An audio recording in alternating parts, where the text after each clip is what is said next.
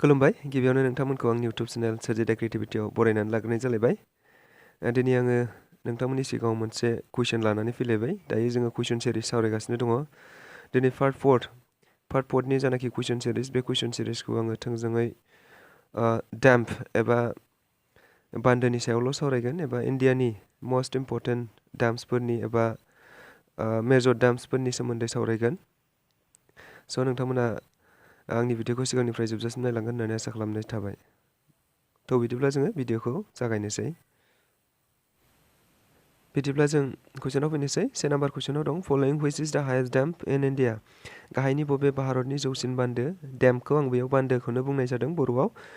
जिखुनु हक जोङो इंलिसखौबो नायनानै लाबानो जाबाय। हाइएस्ट डैम्प एबा गोजौसिन भारतनि गेजेराव बयनिख्रुइबो गोजौसिन बान्दोआ बबे होननानै बुंदों। अप्सनाव होनाय दङ माखासे अप्सनफोरनिफ्राय बबेया जागोन नायदो। अप्सनाव दं हिराकुद डैम, कलानाइ डैम, बिशालपुर डैम आरो टेहरी डैम।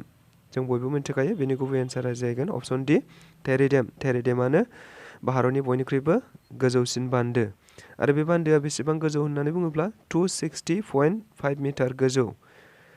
260.5 एबा 260.5 मिटार गोजौ बे बान्दोआ आरो बेनि गोलावा 575 मिटार गोलाव। बिनि गोलावा जाहैबाय 575 गोलाव आरो बेखौ बबे दैमायाव बानायदों बे टेहरी डैमआ बबे दैमानि सायाव दं होननानै बुङोब्ला भागीरथी दैमा एबा भागीरथी रिभारनि सायाव दङ। उत्तराखन्डआव दङ बियो आरो बेखौ लुफुंनाय जादोंमोन 2006 मायथाइयाव बेखौ कमप्लिट खालामनाय जादोंमोन। स' गोसोआव लादो। नेक्स्टआव थांनि जोङो। नेक्स्टआव मा दङ? 2 नाम्बार सोंनायाव मा दं नायदो। 2 नाम्बार सोंनायाव दङ which one is the longest dam of India? माने भारतनि बयनिख्रुइबो गोलावसिन बान्दो होननानै बुंनाय जादों। दहायनिया गोजौसिनमोन, दानिया गोलावसिन। भारतनि बयनिख्रुइ गोलावसिन बान्दो होननानै बुंनाय जादों। बेयाव अप्सनाव दं हिराकुद डैम, कलानाइ डैम, भवानी सागर डैम आरो रिहान डैम। बे अप्सनफोरनि गेजेराव बेनि गुबै एन्सारा जाहैगोन option A Hirakud dam. Hirakud डैमआ जाहैबाय भारतनि बयनिख्रुइबो गोलावसिन बान्दो। जों गोसोआव लादो बेनि गोलावा बेसेबां होननानै बुङोब्ला 25.79 किल'मिटार गोलाव। 25.79 किल'मिटार गोलाव बे दालांनि गोलावा बान्दोनि गोलावा।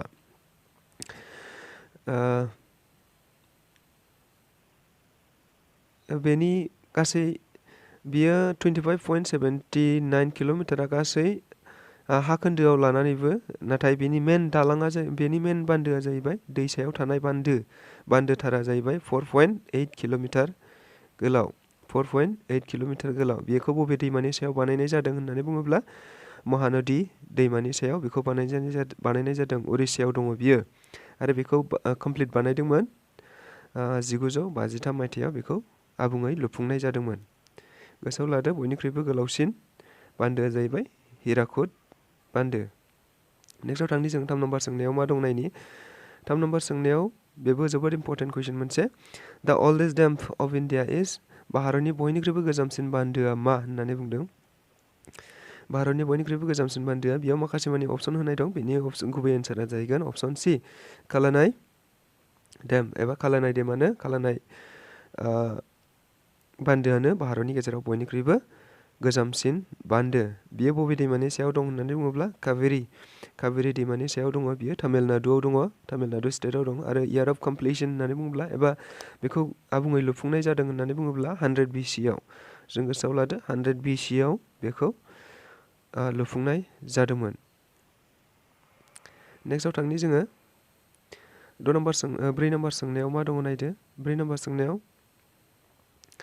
Where is the Bhavani Sagar dam located? मोनसे बान्दो बियो भवानी सागर बान्दोआ बबेयाव दं होननानै बुंदों। बबे स्टेटआव दं होननानै बुंदों। भवानी सागर बान्दोआ बबेयाव दं? बेनि गुबै एन्सारा जाहैगोन तामिलनाडु। अप्सन ए तामिलनाडुआव भवानी सागर बान्दोआ दङ आरो बेखौ बबे दैमानि सायाव लुदों होननानै बुङोब्ला भवानी दैमानि सायावनो नैबे भवानी सागर बान्दोआ दं आरो बेयो तामिलनाडुआव दङ। नेक्स्टआव थांनि जों 5 नाम्बार सोंनायाव मा दं नायदो। 5 नाम्बार सोंनायाव दङ Indira Sagar dam is on which river. Indira Sagar बान्दोआ बबे दैमानि सायाव दं होननानै बुंदों। इन्दिरा सागर बान्दोआ बबे दैमानि सायाव दं? बे दैमाया जाहैबाय नर्मदा। अप्शन बी नर्मदा रिभार एबा नर्मदा दैमानि सायाव बियो दङ। गोसोआव लादो, जोबोद इम्परटेन्ट कुइसन बेबो।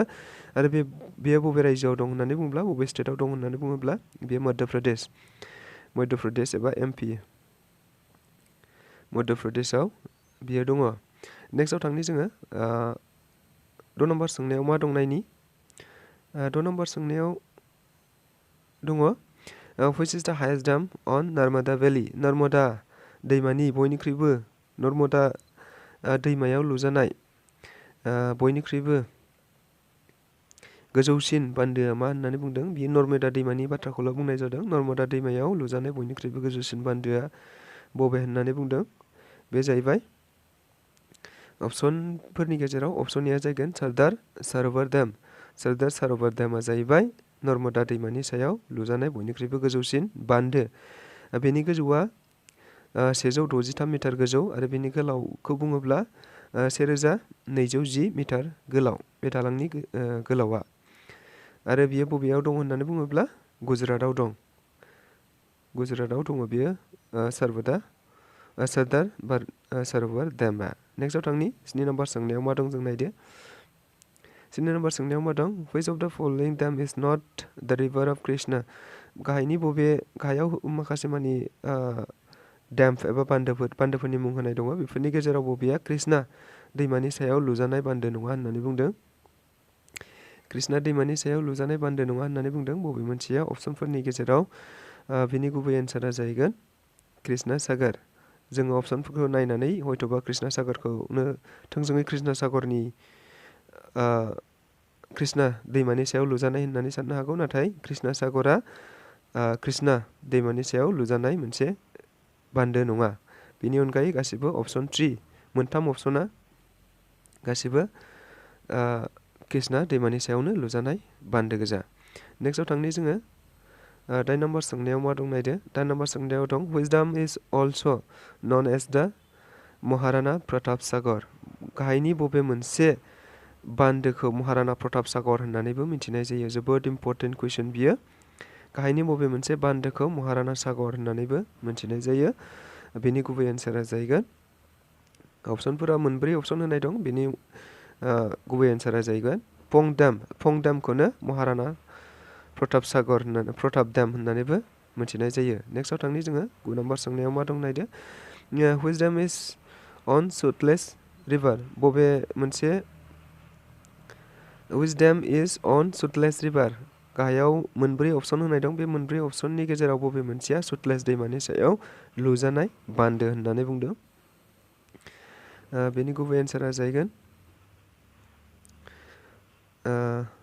बाख्रा नांगोल दाम। ओमफ्राय बेनि अनगायै नैबे बाद बाखि मोनथामा सुतलेज दैमानि सायाव लुजानाय बान्दो नङा। बे मोनसेल' अप्शना राइट जागोन एबा बाख्रा नांगोल दामा सुतलेज दैमानि सायाव लुजानाय मोनसे बान्दो। नेक्स्टआव थांनि 10 नम्बर सोंनायाव मा दं? बिशालपुर Dame is on the river. मा होनो बिशालपुर बान्दोआ? जोबोद इम्परटेन्ट कुइसन। बिशालपुर बान्दोआ बबे दैमानि सायाव लुजानाय होनदों? बिशालपुर बान्दोआ डेमआ बबे दैमानि सायाव लुजानाय होननानै बुंदों? बेनि गुबै एन्सारा बानास दैमानि सायाव। नैबे अप्शन डी बानास दैमानि सायाव मा होनो लुजानाय होननानै बुंदों बिशालपुर डेमखौ। नेक्स्टआव थांनि 11 नम्बर सोंनायाव मा दं? सिरुटनि dam is located in which Indian state. मा होनो सिरुटनि बान्दोआ बबे भारतनि रायजोआव दङ? भारतनि बबे रायजोआव दं होननानै बुंदों सिरुटनि बान्दोखौ? बेयाव मोनब्रै अप्शन होनाय दं। मोनब्रै अप्शनफोरनि गेजेराव जागोन केरेला। अप्शन बिया जाहैबाय बेनि गुबै एन्सार। केरेलायाव नैबे सिरुटनि बान्दोखौ लुफुंनाय जादों। 12 नम्बर सोंनायाव दङ नेक्स्ट कुइसनाव from following which dam is not in Maharashtra. गाहायनिफ्राय बबे बान्दोआ महाराष्ट्रनि नङा? गाहायनिफ्राय बबे मोनसे बान्दोआ महाराष्ट्रनि नङा होननानै बुंनाय जादों? बेनि गुबै एन्सारा जाहैगोन महाराष्ट्रनि नङा होनदों राधांगारि। नैबे जानाखि राधांगारि डेम, बे राधांगारि डेमआ महाराष्ट्रनि नङा। बाद बाखि अप्शन ए, अप्शन डी, अप्शन सी बेफोर गासिबो महाराष्ट्रआव लुजानाय बान्दो गोजा, नाथायबा अप्सन नैबे बि, बे अप्सन बिया महाराष्ट्रआव लुजानाय बान्दो नङा।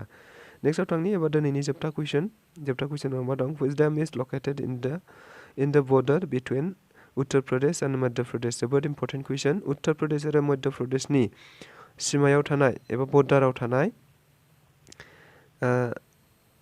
दामनि मुं एबा गाहायाव होनायफोरनिफ्राय बबे मोनसे दाम बा बबे मोनसे बान्दोआ उत्तर प्रदेश आरो मध्य प्रदेशनि गेजेराव एबा सिमायाव थानाय, मोननै रायजोनि सिमायाव थानाय एबा सिमायाव लुजानाय डैम होननानै बुंदों एबा बान्दो होननानै बुंदों? जोबोद इम्पर्टेन्ट कुइसन। बेनि गुबै एन्सारा जाहैबाय राजघाट डाम। राजघाट डामा जाहैबाय उत्तर प्रदेश आरो मध्य प्रदेशनि गेजेराव सिमानि गेजेराव थानाय मोनसे बान्दो। स' दिनैनि भिडिअ बेखिनियानो। स' नोंथांमोनहा आंनि भिडिअखौ नायनानै मोजां मोनदोंब्ला आरो इम्पर्टेन्ट सानदोंब्ला जाहाथे आरो इउटुब चेनेलाव गोदान फैदोंब्ला जाहाथे इउटुब चेनेलखौ साबस्क्राइब खालामनानै होगोन होननानै आसा खालामनाय थाबाय। लोगोसे लाइक खालामगोन आरो माबाफोर सोंनांगौ एबा साजेसन दङब्ला कमेन्ट बक्सआव कमेन्ट खालामनानै फोरमायहरगोन होननानै आसा खालामनाय थाबाय। स' गोजोननाय थाबाय।